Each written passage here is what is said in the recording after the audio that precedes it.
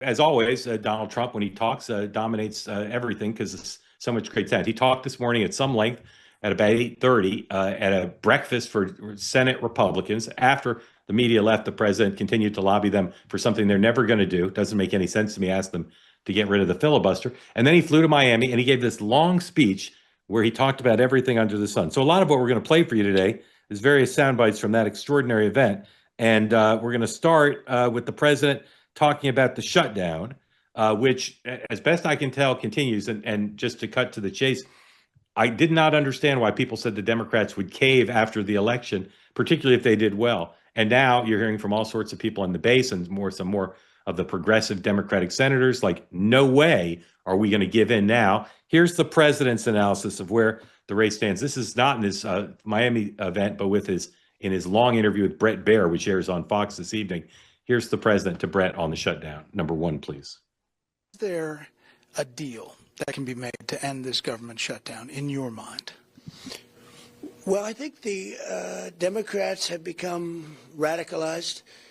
I think, this never happened before. They always extend. An extension is very easy. It's done all the time. You extend, sometimes you extend 4 or 5 times. I mean, they become radicalized lunatics, actually, in a true sense.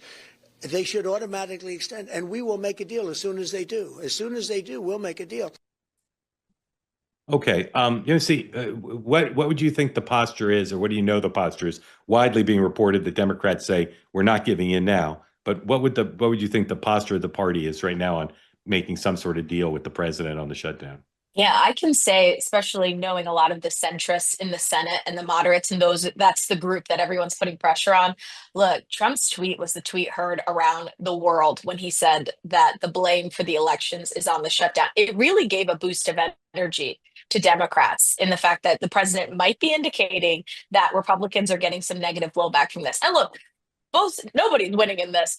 It's equally split down the middle on the polls on how people feel favorability wise on this. But even more reason to dig in now. Nobody's shifting.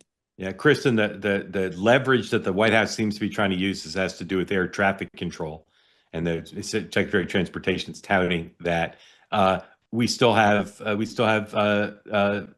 food assistance, we still have potential cutoff of pay for the military, but where do you think?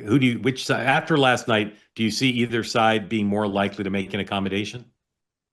I don't. And you talk to so many different people, and the prediction I keep hearing is that Democrats are going to push it till Thanksgiving because that's when most people travel. That's when air traffic control will really be an issue. And right now, it's the people who have been directly impacted and affected. It's horrible. So, SNAP and military and federal workers and all of that. But you're going to really touch a broader populace if all of a sudden people can't get home for Thanksgiving. And so that's what, the unknown to me. I've heard it a lot now that Democrats, to the point just made, really feel emboldened and are going to push this to Thanksgiving because for a lot of Americans, it's been abstract pain and not direct. And I think if you're going to shut down the major airports in the country on the busiest travel day of the year, a lot more people are going to get upset. Speaking of going from abstract to personal, do you all recommend the mega bus? I need to get from New York. I need to get from New York from Washington on Monday. Mark, are you fleeing? Are you fleeing New York? No, I'm not. I'm staying, but I got meetings. So we'll talk about fleeing New York in a minute. Wi-Fi on it. It's who would you? I thought for a while that the key is the Senate Democrats who are interested in a deal, but even if they make a deal, it's not clear to me that deal gets ratified unless the president's on board. So who's the key to you? Let me see. Who's the key person who you think holds the best hope to end the shutdown? Is it the president? Is it a Democratic senator? Is it Chuck Schumer? Who would it be in your mind? I have little to no faith in Chuck Schumer. Yeah. I believe, if anything, it would be the Democratic senators. And I mean, speaking from personal experience, I think like my boss, Senator Mark Warner, I worked for him during the 35-day shutdown, and the intensity that came from federal workers in that Northern Virginia area, I think Mark Warner and Tim Kaine. And then if we flip to the Maryland Senator, that whole DMV electorate, they're already feeling the pressure. So we add in close to Thanksgiving, it's just going to be blinding for them. Yeah. Kristen, based on either your knowledge or just your understanding of the world, how do you think Republican senators feel about the president publicly and privately trying to have them get rid of the filibuster? I think there's some frustration there. I mean, this is something that we'll see, but from what I understand, a lot of senators aren't going to bend on it. I think that a lot of them have been in the Senate for a long time. They saw what Harry Reid did back in 2013. They see around the bend of how dangerous it can be. And from what I can tell, no one's wavering on that yet to get the votes. So, I don't think obviously it's not the first time the president has made this case, right? He's made it multiple times. This has been a conversation had even in the first term and now.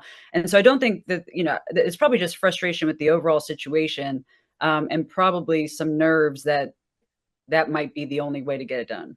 The good folks at Cozy Earth are having a crazy, wacky, stupendous Black Friday sale right now. You can save 40% off your order using the promo code MARK if you go to CozyEarth.com. That includes everything, the bedding, the towels, the blankets, including the signature bubble cuddle blanket, as well as the pants, the shirts, everything. 40% off. It seems almost impossible, but right now you can use the code TWOWAY to get additional savings from what's already available on the site.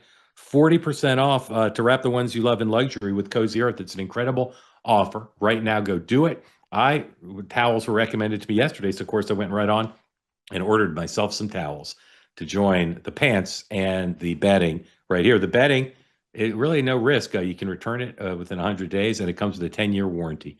And it is the best bedding you'll ever buy. And again, with the 40% off discount, I'm not saying it's free, but it's an extraordinary opportunity. Again, CozyEarth.com, promo code TWOWAY for an extraordinary 40% off your entire order. They say that something that's easy is like a walk in the park. Well, easier than a walk in the park, hit the subscribe button, be part of the Two-Way community, never miss an episode, be part of our conversations. Thank you for your service to America. And don't forget, you can now listen to the morning meeting and Two-Way Tonight on Apple, Spotify, or wherever you get your podcasts.